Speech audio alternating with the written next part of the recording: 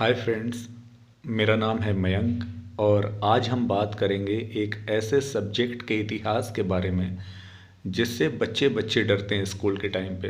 हाँ, कुछ बच्चे होते हैं, जीनियस होते हैं, जिन्हें ये सब्जेक्ट बहुत अच्छा लगता है। तो मैं भी बहुत डरता था, अभी भी डरता हूँ अपने लेवल का जब पढ़ता हूँ कुछ भी। तो आज हम बात करेंगे शून्य से अनंत तक कहानी गणित की। जैसा कि आप जानते हैं, मानवता और गणित दोनों का विकास बिल्कुल साथ साथ हुआ और दोनों एक दूसरे में ऐसे गुंथ गए हैं कि आप उन्हें अलग नहीं कर सकते। लेकिन जब भी मानव के विकास की कहानी सुनाई जाती है, गणित की कहानी छूट जाती है। आज उसी गणित की कहानी जिसकी पीठ पर दुनिया का सारा विज्ञान टिका है। मैं तो कहूँगा सिर्फ विज्ञान ही नहीं, कलाएं भी इसी गणित पर टिकी हुई हैं। जैसे स्थापत्य कला, मूर्ति कला, चित्रकला, सब गणित के नियमों से चलते हैं। यहाँ तक कि आकार और अनुपात को समझे बिना किसी तरह की कोई रचना नहीं की जा सकती। वैज्ञानिक बताते हैं कि कौवे से लेकर चिंपैंजी तक कई जीव जंतु 5 से 7 तक गिन सकते हैं। इंसान ने सबसे पहले कहाँ और कब गिनना शुरू किया, ये तो कोई नहीं जानता। लेकिन सबसे पहले लिखने और अंकों को अंकित करने का प्रमाण आज के इराक, जिसे तब बेबीलोनिया कहा जाता था, वहाँ और मिस्र में मिलते हैं, जहाँ लोग अंकों को मिट्टी की पट्टी या भोजपत्र जैसे पत्तों पर लिखा करते थे। इस धरती पर इंसान के द्वारा बनाई गई सबसे पुरानी चीज़ों में से क्या है आपको पता होगा?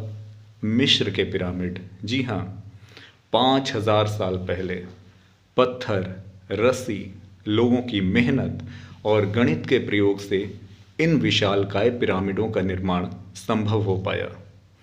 पिरामिड से हमें इस बात का अंदाज़ा लग जाता है कि ज्योमेट्री का डेवलपमेंट काफ़ी पहले हो गया था। जाने माने गणितज्ञ मार्कस दुसौते समझाते हैं कि ज्योमेट्री की नॉलेज के बिना पिरामिड जैसी संरचना संभव नहीं थी। उन्होंने कहा है कि मेरी नज़र में पिरामिड की सबसे खास बात उसे बनाए जाने में गणित का अद्भुत इस्तेमाल है। ये प्राचीन यूनानी गणितज्ञ पाइथागोरस के फॉर्मूले का व्यवहारिक रूप है। अब हम चलते हैं अपनी कहानी के अगले पड़ाव पर, the great wall of China. हजारों किलोमीटर लंबी दीवार जो सदियों तक बनती रही।